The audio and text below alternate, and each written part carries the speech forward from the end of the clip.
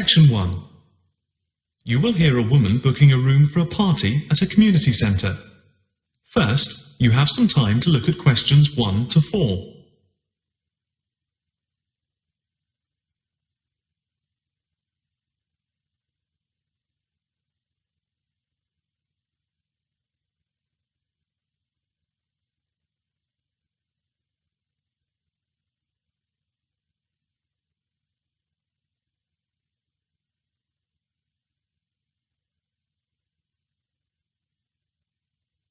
You will see that there is an example which has been done for you. On this occasion only, the conversation relating to this will be played first. Hi, good morning. My name's Pete. How can I help you? Hi, my name's Maria Lincoln. I understand you hire out rooms in the community centre as venues for parties? The woman's first name is Maria. So, Maria has been written in the space. Now, the test will begin. You should answer the questions as you listen, because you will not hear the recording a second time. Listen carefully and answer questions 1 to 4. Hi, good morning. My name's Pete. How can I help you? Hi, my name's Maria Lincoln. I understand you hire out rooms in the community centre as venues for parties? Yes, we do. We've various sized accommodation. It depends on what you're looking for, really. We're looking to hold a party, a children's birthday party, and we need a room that will hold about 70 people, with space for a small disco area, games, dancing, and food. Well, we have a large room, and it would certainly hold at least 100 people comfortably. It's used a lot for parties and things like that. That sounds as if it might be suitable. I've tried various venues, and they're either booked up or they don't hold enough people. Can you tell me when you were thinking of holding the party? I know it's short notice, but we wanted to hold it Saturday week. That's September 15th. Let's have a look. Yes, you're in luck. The Mandela suite is free then. I'll just write that down. Mandela.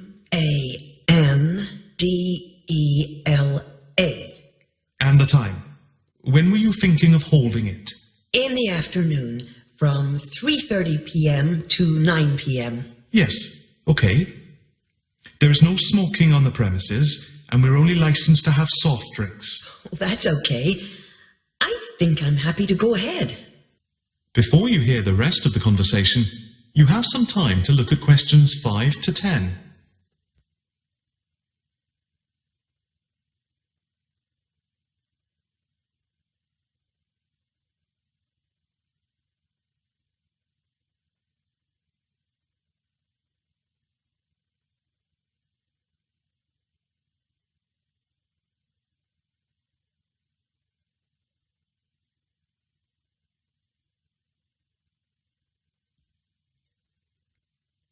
Now listen and answer questions 5 to 10.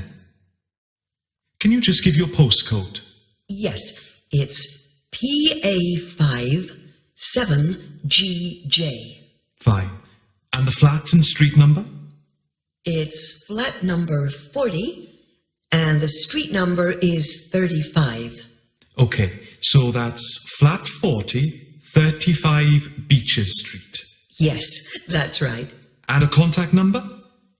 My landline is 223279 with the code.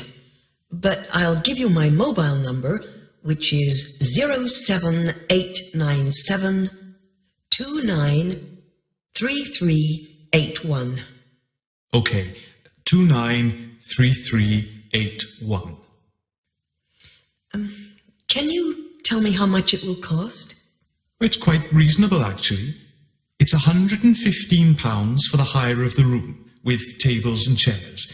But if you want to hire disco equipment, we've got a basic system with speakers and other equipment for £25. But there is no technician around in case anything goes wrong. And of course, it's optional. That would save us carting something from home, but Maybe we should bring a spare sound system just in case. We've never had any problem with the system, but you might not want to take any chances. What about catering? Well, we had thought of getting everyone bringing something. We have someone who can do catering for £9 a head, including the cake if required. That's handy, but it's a lot as we have a fairly tight budget. So, you want to go ahead with the booking? Yes, certainly. Okay. I need to take a deposit of £30, which is refundable. The balance needs to be paid 2 days before the event at the latest. Fine. You can cancel up to 2 days before, but after that you lose the deposit. We don't intend to cancel, but is there any insurance we can take out? Yes, there's a form here somewhere. How much? It's, let me see. It's only £9 for the 24-hour period, and that covers you for cancellation, damage, and injury. Well, at least we'd better have a look at it. How would you like to pay the deposit? Cash. I'll just give you a receipt. There you are. 10, 20, 30. £30. Maria Lincoln. Thank you very much. I'm really glad I found somewhere. We have been trying to book a place for the past 2 weeks, so thank you again, and bye for now. That is the end of section 1. You now have half a minute to check your answers.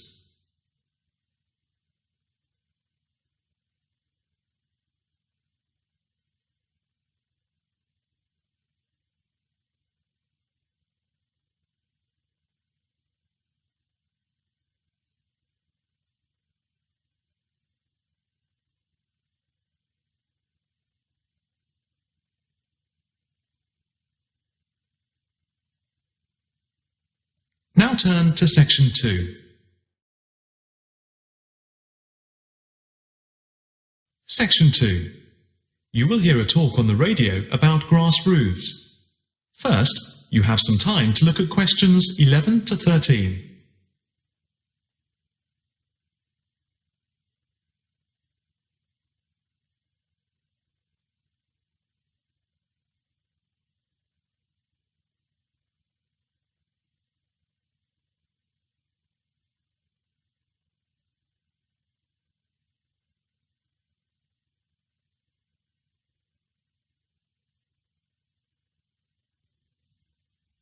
Now listen carefully and answer questions 11 to 13. And now it's straight into the Eco Hotspot for today's programme. We are in fact going to look at an intriguing trend in recent years in the world of eco-friendly developments.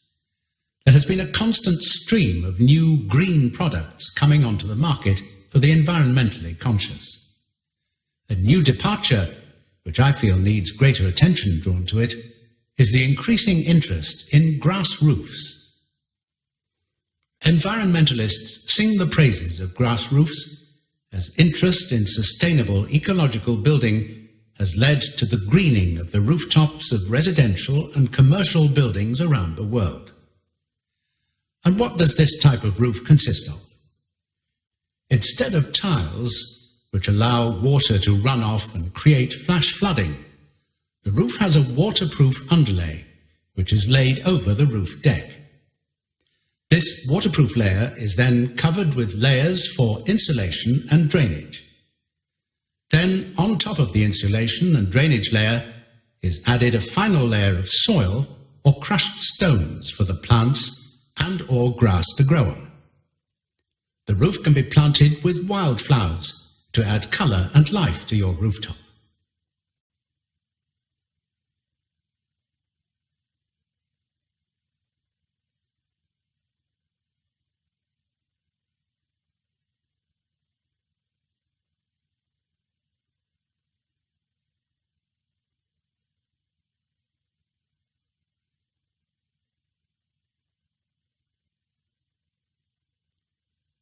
Now listen carefully and answer questions 14 to 20.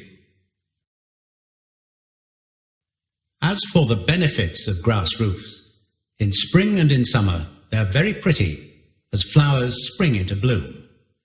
Moreover, in summer, grass roofs are of particular benefit in cities because they keep any building cool by reflecting the sun's rays.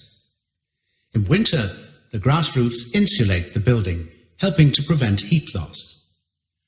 The roofs require little maintenance and are better than any other roofing material. They encourage biodiversity by attracting bees and birds, and they absorb water runoff, which helps prevent flash flooding. In fact, the gravel layer retains 71% of the rainwater that falls, thus helping to prevent flash flooding.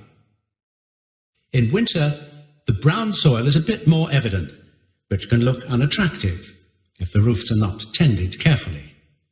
But that is a price worth paying, and I would say that they come highly recommended by those who have them. If you compare grass roofs with tiles, the latter do certainly look very tidy, but at a price to the future of the planet. The main drawbacks of tiles, though, are the water runoff and the absorption of heat from the sun's rays in summer. So, if we are to save the planet from the ecological point of view, tiles do not come recommended. The only roof that I can think of which has similar ecological credentials to the grass roof is the thatched roof.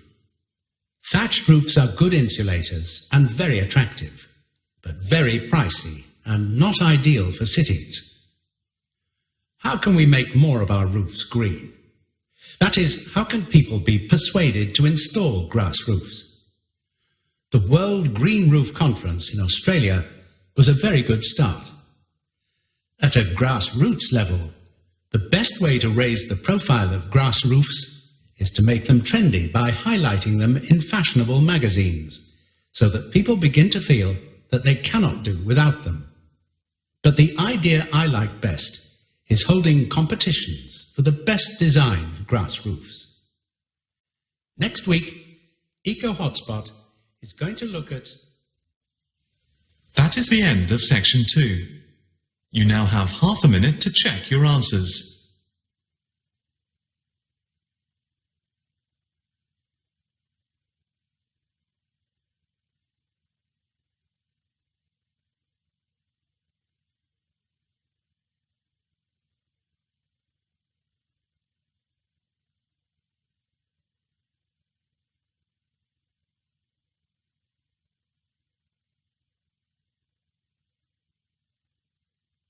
Now turn to section 3.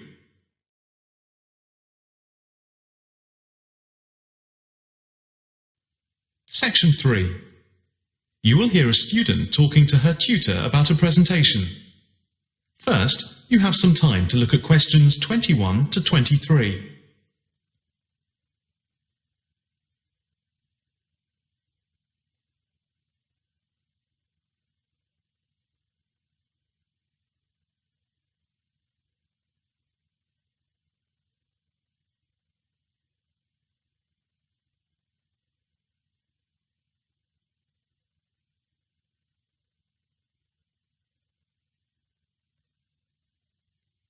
Now listen carefully and answer questions 21 to 23.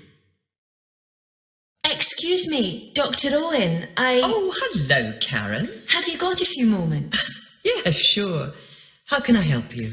Well, I've had difficulty finding data on the original question, and I was wondering if I could change my paper to Investment in Knowledge, comparing some European countries with the United States, and then with others throughout the world, including the OECD average.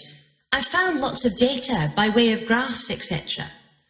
Where did you get the data from? From various sources, books and journals. How are you going to present the material? I am going to use the electronic whiteboard as suggested and do a blend of graphs, pictures, text and podcasts to illustrate my presentation. It sounds very impressive. Yes, let's hope the whiteboard works. But I'm also going to have a PowerPoint presentation for a backup, just to cover myself. A backup is a good idea, but it's a lot of work doing everything twice. It is, but at least I'll have experience of both. Before we talk about how to use the data I've selected, Could you give me the names of a few websites I should look at for more specific background material? When you type in anything to do with knowledge, there are millions of sites listed. Before you hear the rest of the conversation, you have some time to look at questions 24 to 30.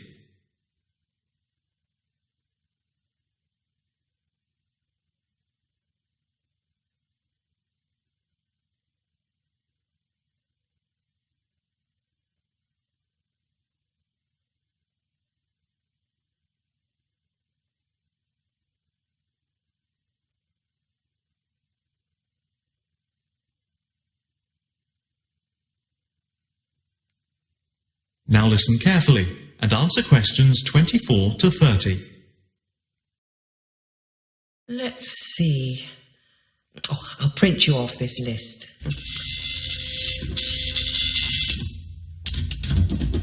Oh, there we go. Right. Do I really need to study everything on these? No, I suggest there are 5 or 6 you can look at. The one you have to go through is the IT department section on the university site, which is www.kmul.org. It has articles by all of us in the department and has links to useful information, so I think it is essential to look at this. Okay, I've already been on it, but I'll tick that one as a must-read. And there's a site which is hosted by Pollock. It's investmentit.com. All you need to do is to skim the abstracts of the articles on the site.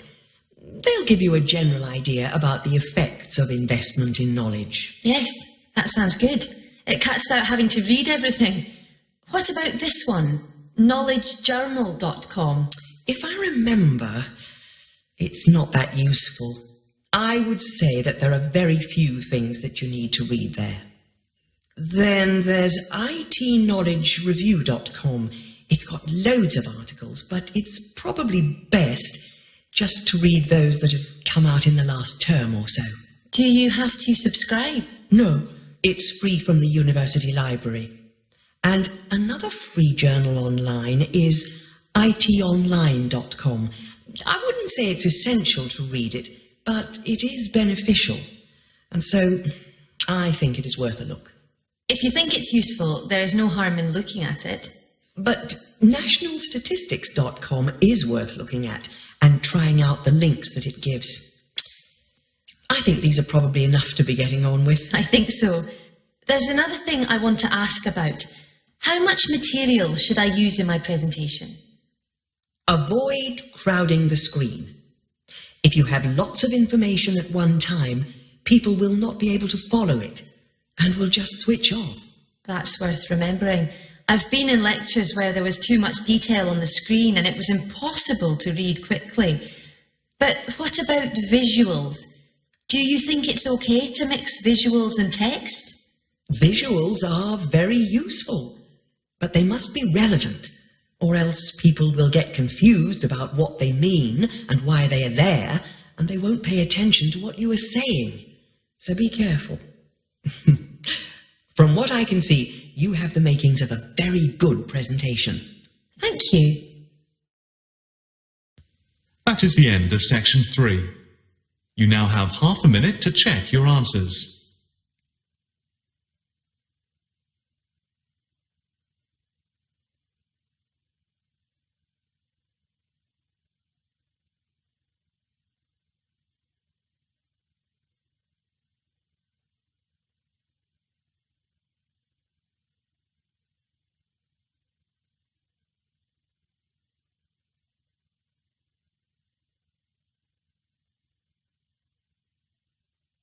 Now, turn to Section 4. You will hear a talk on the work of a printing department at a university. First, you have some time to look at questions 31 to 40.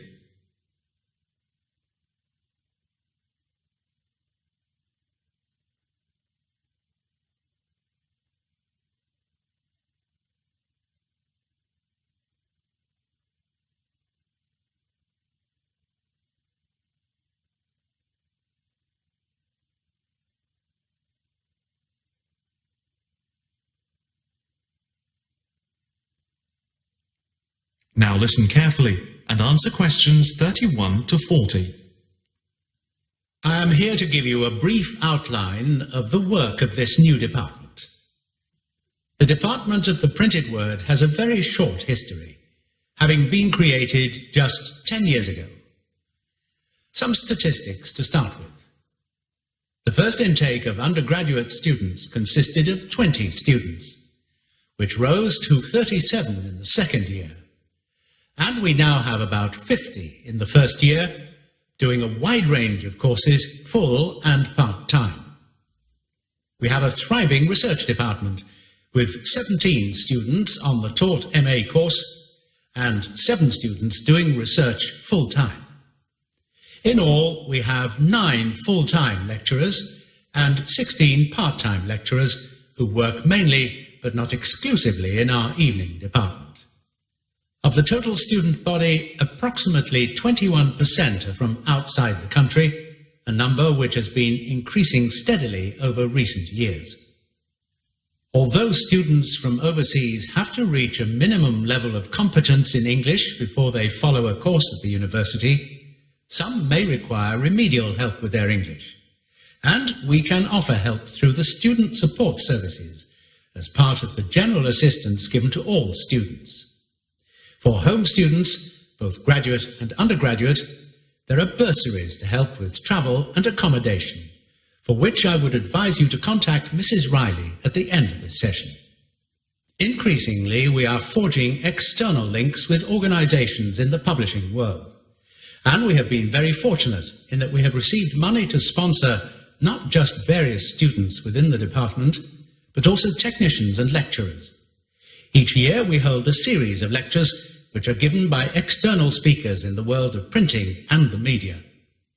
The series of workshops that you see around you have been built thanks to a very generous donation which has allowed us to develop our facilities for bookbinding and restoration. Now, the main work of the department relates to teaching the mechanism of printing.